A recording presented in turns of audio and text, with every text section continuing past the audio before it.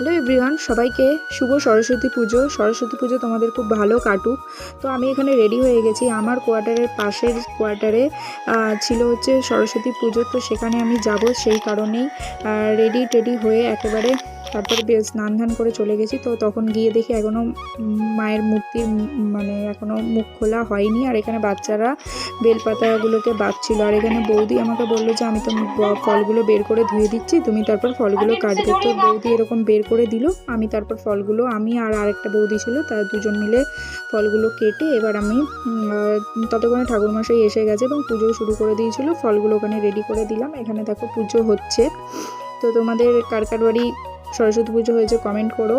তো অনেকদিন বাড়িতে সরস্বতী পুজো হয় না, তো যখন স্কুল কলেজে পড়তাম তখন হতো। তো অনেকগুলো দিন পর আবার আমি মানে অঞ্জলি দিলাম, ভালো লাগলো।